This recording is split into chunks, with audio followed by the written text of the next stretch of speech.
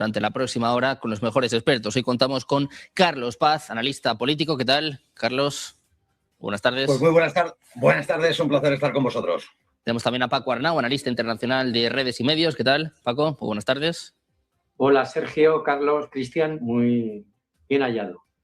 Pues precisamente, por último, vamos a presentar a Cristian Lamesa, analista internacional. ¿Qué tal, Cristian? Buenas tardes. Buenas tardes, encantado de estar una vez más con vos, Sergio, y con los compañeros. Bueno, pues muchas gracias a los tres por estar con nosotros, deseando ya analizar la actualidad geopolítica y, como os podéis imaginar, muy pendientes de Irán, de esta información de última hora. Apuntaba yo al periodista que la cuenta, Barak Ravid, el periodista de Axios, que dice literalmente que Trump se acerca a una gran guerra con Irán. Habla de un 90% de opciones de que Estados Unidos e Israel, está claro, terminen lanzando un ataque. Cristian, te quiero preguntar por esto. ¿Cómo de cerca crees que estamos de que finalmente esto suceda, de que Estados Unidos e Israel den o lancen este ataque? Yo, sinceramente, me puedo equivocar, por supuesto. Esto es conjeturas y sacar conclusiones del análisis. Yo sigo pensando que no le conviene a Donald Trump hacer un ataque contra Irán. Es algo que le costaría muy caro en todo sentido, en lo político, en lo material.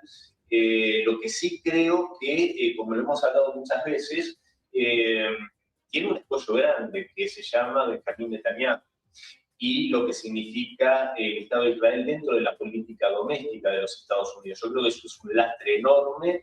Y también hay que tomar con muchas pinzas lo que expresan determinados medios, que desgraciadamente son la mayoría de los medios mainstream a nivel mundial, que tienen lazos de pertenencia con los grandes fondos de inversión, que a su vez tienen lazos con las grandes armamentísticas, y puntualmente, como el caso de Axios, creado por los mismos fundadores de Político, ese medio que ya ha sido vendido a un medio alemán, a un grupo de medios alemanes, que, por ejemplo, le hace firmar a los periodistas que trabajan para ellos, Político digo, un compromiso de no emitir ninguna opinión negativa sobre la OTAN. Ese es el tipo de libertad de trabajo que tienen los periodistas en estos medios, que no son más que medios de información, son medios de propaganda y de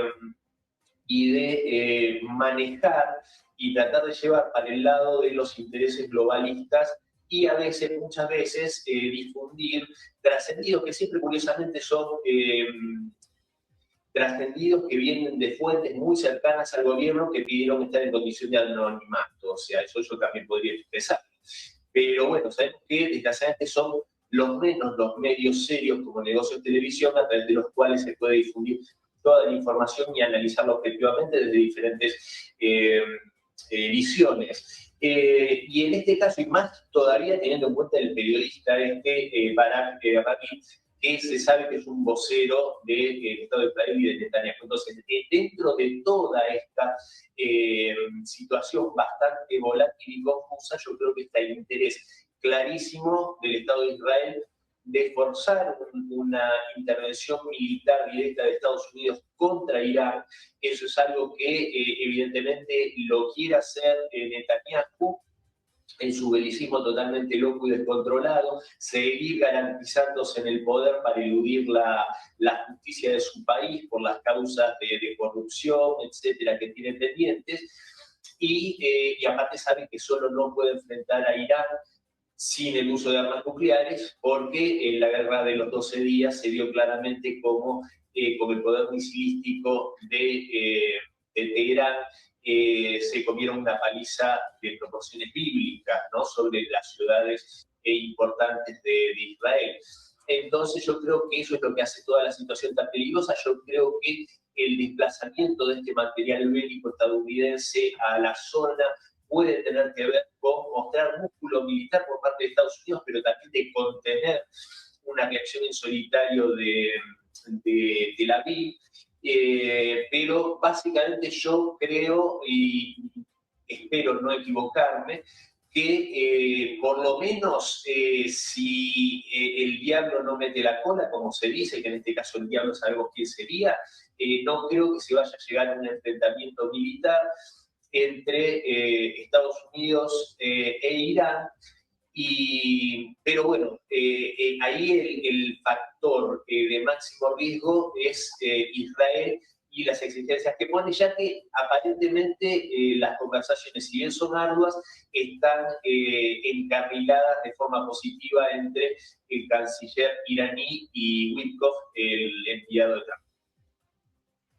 Bueno, pues ayer Witkoff y Kashner estaban dialogando en Ginebra, dialogaban con Abbas Araghchi, con el ministro de Exteriores iraní. Parecía incluso que se había llegado a un principio de entendimiento, pero mientras tanto Irán estaba cerrando partes del estrecho de Hormuz, estaba llevando a cabo maniobras militares y sobre todo Estados Unidos anunciaba el envío de 48 aviones de combate más. Hablaba de F-16, de F-22 y sobre todo de estos portaaviones, sobre todo el US Gerald Ford, que al parecer hoy ya está por Marruecos. Paco, te quiero preguntar a ti también por esto, ¿no? ¿Cómo ves la situación en torno a Irán y el hecho de que, bueno, sigan negociando, pero aparezcan informaciones, como decimos, que no son baladí? Es decir, estamos apuntando a Axios, estamos apuntando a Barak Ravid, que hablan ya de un ataque prácticamente al 90%. Sí, en el caso de Israel está clarísimo que a Israel le interesa a toda costa que se desate el apocalipsis en Oriente Medio ya de una vez, porque bueno, el estado natural de Israel es la guerra, ¿eh? Y el gobierno israelí, el de Netanyahu, ha ligado su supervivencia política a la guerra. La situación de Israel es cada vez más insostenible, es decir, mantener un estado en contra de todos sus vecinos y además basado en un desprestigio internacional galopante.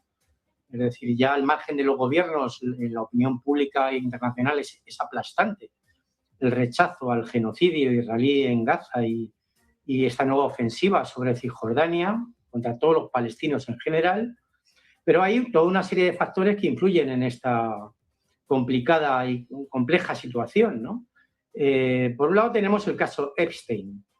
Por una parte podríamos entender que a la administración Trump le interesaría un conflicto abierto en Oriente Medio con Irán para tapar el escándalo Epstein, ¿no? Y por otra parte, bueno, también podríamos analizar que Israel ha podido desvelar, sacar a la luz todo este asunto de la trama Epstein, que fue creada y controlada por el Estado de Israel para empujar a Estados Unidos y a la administración Trump a que acaten sus designios en cuanto a política exterior y en concreto frente a Irán, al que consideran su principal enemigo. Es decir, hay muchos factores que se entrelazan.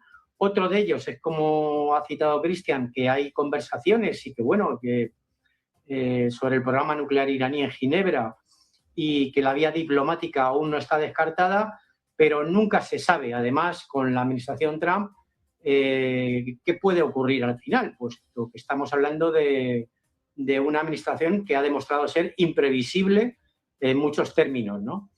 Y luego hay otra cuestión, claro, es que no están teniendo en cuenta los estadounidenses que por el Golfo Pérsico, a través del estrecho de Hormuz, pasa en torno al 20% del crudo mundial y aparte del gas, etcétera. Es decir, Irán está en condiciones objetivas de cerrar el estrecho de Hormuz y eso iría en detrimento, obviamente, de los propios Estados Unidos, que no están como para tirar cohetes en relación a lo económico, a la situación económica interna del país y la deuda externa, etcétera. Y, por supuesto, podría suponer una puntilla para la maltrecha economía de la Unión Europea, ¿no? Una economía cada vez más en declive por una política suicida de sanciones contra Rusia y que reincide aún más todavía en ahondar su grave situación con seguir dando dinero a ese pozo sin fondo de corrupción del régimen ucraniano, ¿no? Se habla ahora de otros 90.000 millones para el régimen de Zelensky, que se dice pronto, ¿no? No sabemos muy bien qué puede pasar, pero hay muchos factores encontrados, tanto en una parte como de otra. Y luego hay que tener en cuenta también que Irán no está en el hemisferio occidental, como llaman los estadounidenses a las Américas. Que el hemisferio occidental está fuera de rango de intervención militar de China y de Rusia, pero Irán forma parte del espacio euroasiático. y en el espacio euroasiático las potencias hegemónicas no son Estados Unidos ni Israel, son Rusia y China. Bueno, pues pendientes también precisamente de lo que hagan tanto Rusia como China, pendientes de estas maniobras también que van a empezar mañana, si os parece. Después comentamos esta cuestión, pero antes, Carlos, te quiero preguntar por lo mismo, esta información de Axios que habla un poco o que nos trae un nuevo giro. Ayer se hablaba de un principio de entendimiento entre Estados Unidos e Irán. El propio Abbas Araghchi informaba en este sentido y hoy parece que tenemos todo lo contrario. Parece que, según Axios, estamos a un 90% de opciones de que Estados Unidos, también Israel, lancen un ataque.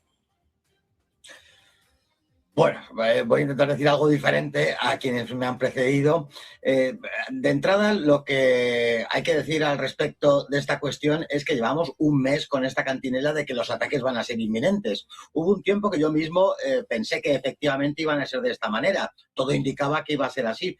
Pero vemos que constantemente, de unos días a otros, de 2 días a esta parte, hay acuerdos o hay principios de acuerdo. Parece que la cuestión se está solventando, pero 48 horas después nos vienen con noticias de este tipo, de un ataque inminente. Que Trump es impredecible, es verdad, pero lo que subyace detrás de toda esta maniobra y modus operandi de Trump de anunciar un ataque inminente o de llegar a un acuerdo en breves días, están las presiones más allá de las israelíes, que son obvias, que son muy fuertes.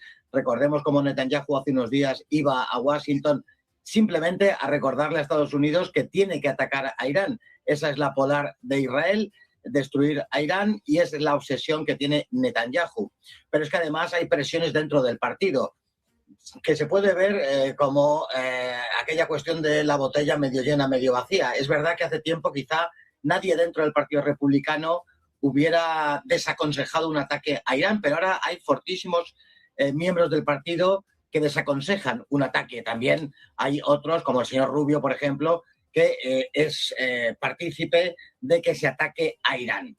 Yo creo que pasa el tiempo y pierden peso los argumentos para poder atacar a Irán. Recordemos las protestas de enero, ficticias, descontextualizadas, con introducción de elementos terroristas para crear la sensación de que hubiera una justificación para el ataque, pero pasando el tiempo yo creo que esa entelequia, que es la comunidad internacional, no entendería, y desde luego no entenderíamos ninguno de nosotros, un ataque a Irán a estas alturas sin ninguna excusa objetiva. Está habiendo una serie de reuniones que aquí en Occidente se están pintando de una manera enteramente diferente a como se pintan no solamente en medios iraníes, sino en medios de países terceros que no tienen parte en la cuestión. Y es que no se está hablando de la cuestión de los misiles de Irán. Irán dejó muy claro que de eso no se va a hablar. Se está hablando de las sanciones y de la cuestión nuclear.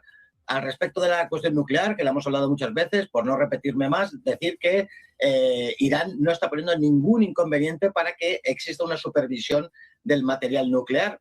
Y tanto en cuanto es así, todas las conversaciones que están existiendo pues son satisfactorias. En esos medios de países terceros que no tengan una implicación directa con Estados Unidos o con Israel, se ve que se está avanzando en este sentido. Un ataque ahora, que ahora se nos venga diciendo que hay un 90% de probabilidades de ataque, me parece que yo no concuerdo para nada con esa cuestión.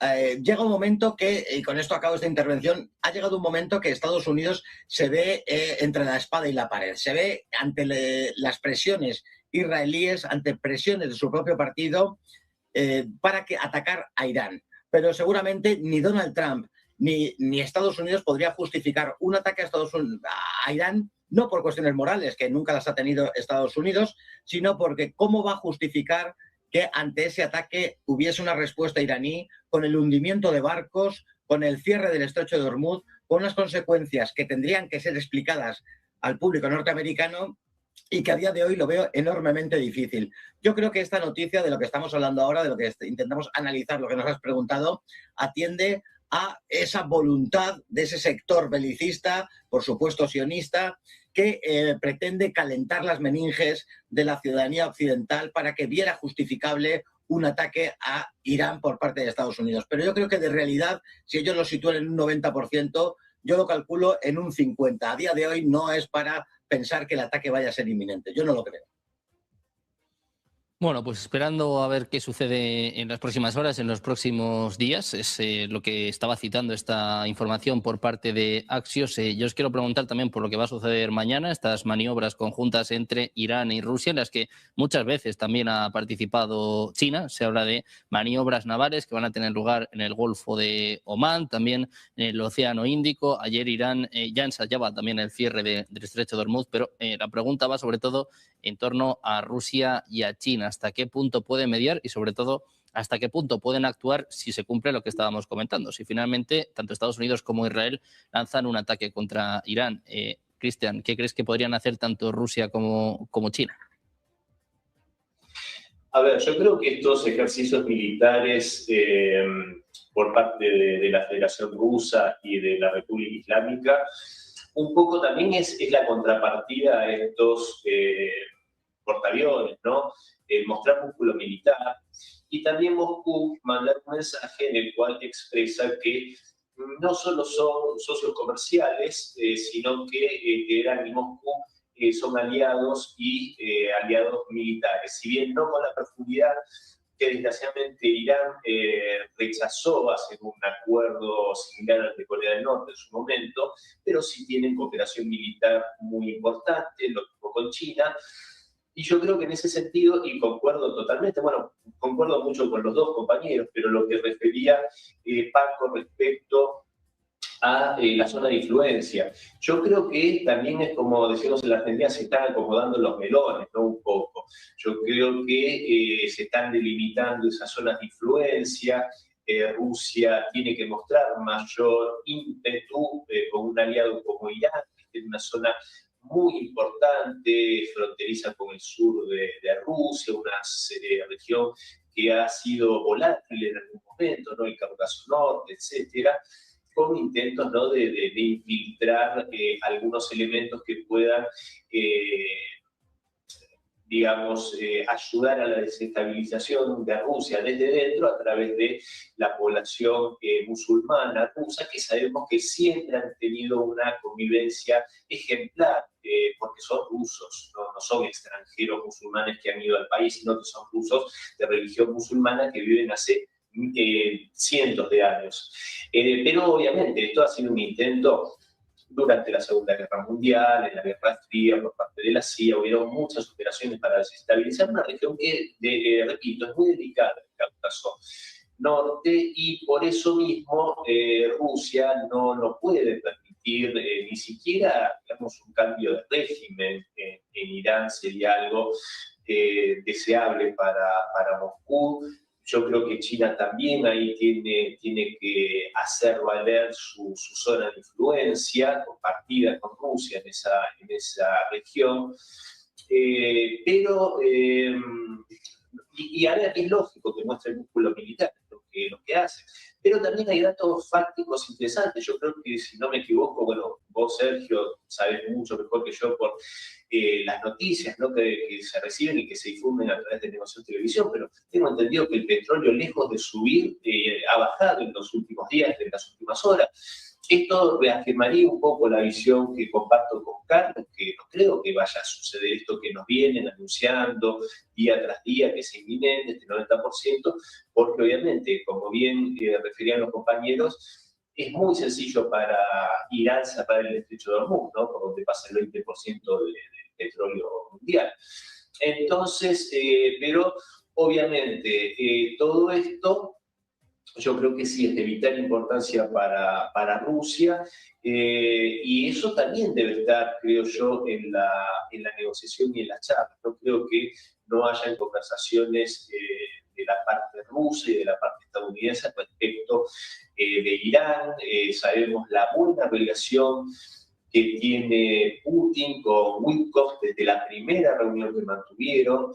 Yo no creo que ayer en las jornadas maratónicas que se dieron en Ginebra, con la parte iraní, pero también en la trilateral con Rusia y con Ucrania, yo creo que deben haber estado sobre la mesa estos temas de forma informal, por supuesto, pero repito un poco lo que dije en el bloque anterior, sin ahondar porque ya profundicé, pero acá el factor más volátil y peligroso es el Estado de Israel a través de Benjamín Netanyahu, que es un mono con una escopeta en sus manos y no es un detalle menor, y con esto cierro, la insistencia nuevamente de Donald Trump pidiendo, casi exigiendo al presidente de Israel que le dé un indulto a Netanyahu.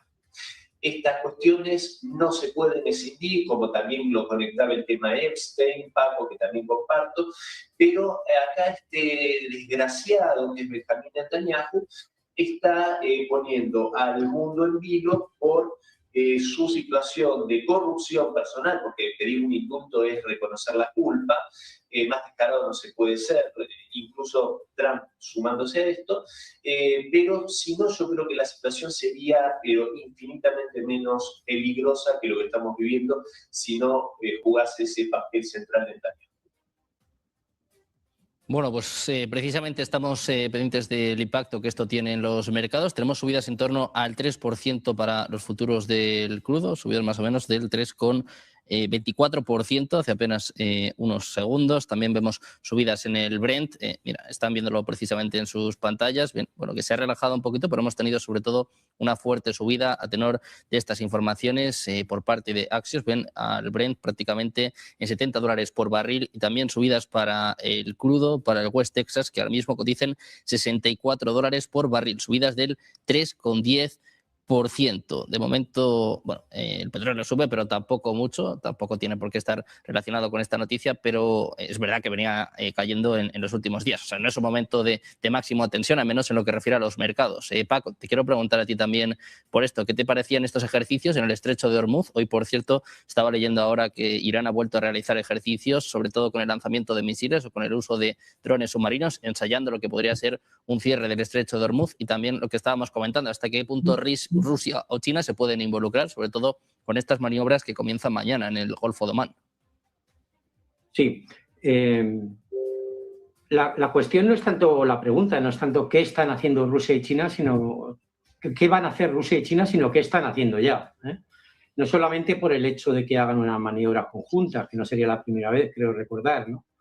En el Índico, en el Golfo de Omán, para mostrar músculo al despliegue naval de Estados Unidos en la zona.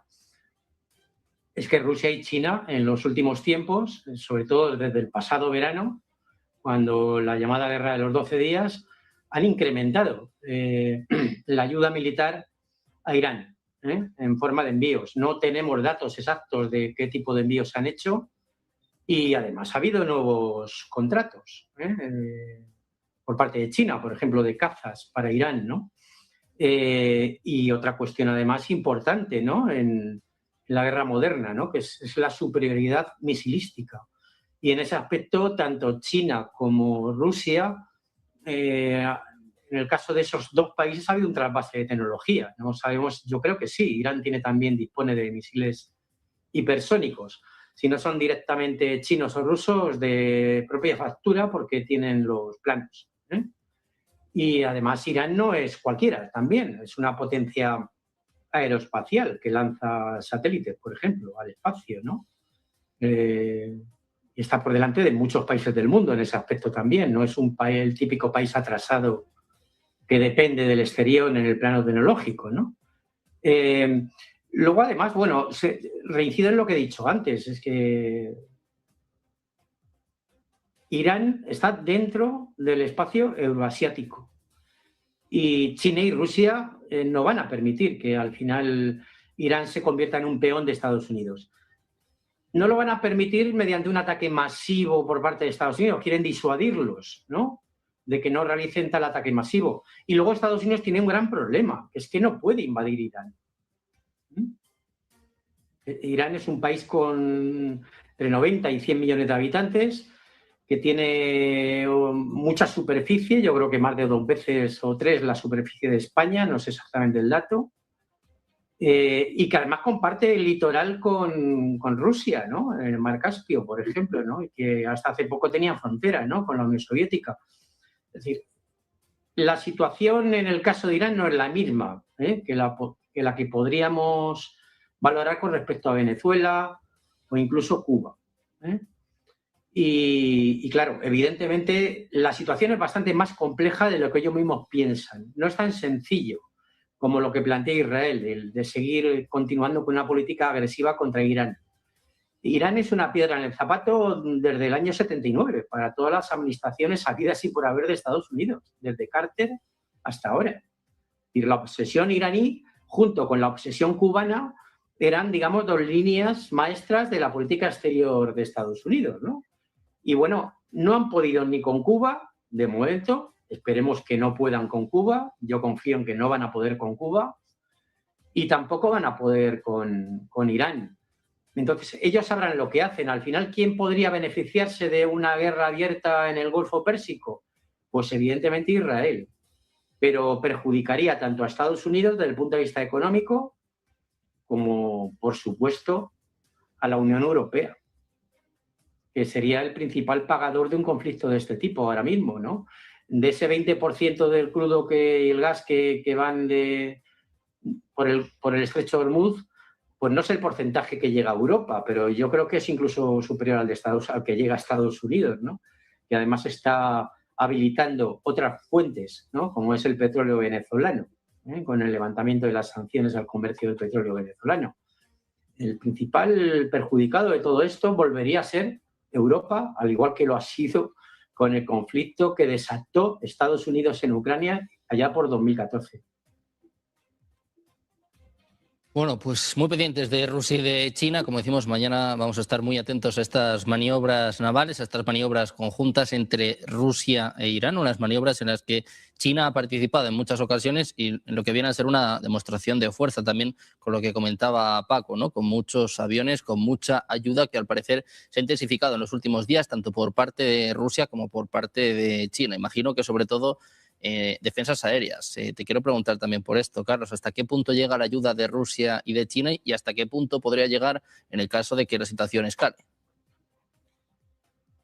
Estas maniobras que han sido ya realizadas en el pasado, efectivamente, esa respuesta de la presión estadounidense en un tono, bueno, pues de chulo de barrio, mandarte a portaaviones a tus costas para presionarte, para llegar a un acuerdo que le sea del gusto de Estados Unidos, la respuesta es mandar barcos rusos y chinos a esas mismas aguas, hacer unas maniobras y además es una respuesta también a entender por parte de China y de Rusia por una vez ya definitivamente que Irán no puede caer.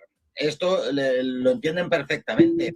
Hay una sensación en Medio Oriente que incluiría también a Turquía y otros países que explicarían el propio giro de Turquía y de otros países que entienden que ya no puede caer ningún país más. Cayó Libia, cayó Siria, cayó Irak, el Líbano está destrozado, del Yemen ni hablamos, el Cuerno de África se están haciendo con él y saben que ya no puede llegar a más la cuestión del avance imperialista norteamericano. Rusia y China serían las siguientes piezas. Después de una futurible caída de Irán, el objetivo ya sería directamente Rusia y China. Se alegarían cualquier tipo de pretextos, de excusas, se sacarían disposiciones de Naciones Unidas, inventaría la prensa que hay unas protestas o que tienen un material malísimo, este tipo de cosas. Y entendiendo esto, se explica la ayuda ya desde hace semanas, el envío, que no ha sucedido con antelación, no sucedió ni siquiera en la guerra de los 12 días, pero sí ahora, precisamente porque existe una altísima posibilidad de que Israel empujase a que sucediera esto. Yo creo que se ha enfriado esta cuestión, pero sea como fuere, Rusia y China no se la quieren jugar a que pueda pasar. Los envíos de material antiaéreo, de aviones anteriormente, de estas maniobras, responde a esa doble respuesta de decir nosotros también estamos aquí, no solo ustedes disponen, hacen lo que les venga en gana en esta parte del mundo. Estos ejercicios que van a comenzar mañana es el Cinturón de Seguridad Marítima 2026. Se han arguido una serie de cuestiones que son de cara a la galería, pero que a lo que responden es lo que he explicado antes. Y no perdamos que de fondo está ese acuerdo de asociación estratégica que se firmó en enero del 2025. Es verdad, no sé qué compañero ha hablado de que Irán no quiso hacer lo mismo que hizo Corea del Norte. pero porque históricamente nunca Irán ha pertenecido a un organismo militar supranacional, a ninguna organización, a ningún conjunto de países de defensa, como puede ser la OTAN, por ejemplo. Pero sí se acogió a ese acuerdo por el cual no están obligados a la defensa del otro cuando sea atacado, pero sí a una estrechísima relación militar y de ayuda mutua si la otra parte lo cree conveniente. En ese contexto hay que entender estas maniobras que se van a realizar a partir de mañana. Pero me querría recalcar las declaraciones de Ali Khamenei al respecto de toda esta situación. Ha llegado a decir que si un portaaviones es peligroso, más peligrosos son aquellas armas que puedan hundirlo y mandarlo al fondo del mar, porque esas armas existen y las pueden utilizar. Y ha llegado a decir que el golpe que podría sufrir Estados Unidos podría hacerle no levantarse. Esto quizá, a mi parecer, es quizá un poco excesivo, pero desde luego, insisto en algo que he dicho en algunos otros programas y en la intervención anterior. ¿Cómo va a poder justificar Estados Unidos a su propio votante, a sus propios ciudadanos, la muerte de miles de norteamericanos por el hundimiento de un portaaviones? ¿Va a ser capaz de hacerlo? Yo creo que no, pero se encuentra en esa encrucijada en la que, por un lado, no desea hacer eso, pero se encuentra presionado por Israel. China y Rusia, que es tu pregunta, responden a decir, nosotros también estamos en este área, no se va a permitir un ataque a Irán y cuidado si ustedes lo llevan a cabo. Bueno, pues Rusia y China, que se puede decir que están avisando a Estados Unidos en un momento en el que, vamos, estamos muy pendientes de Oriente.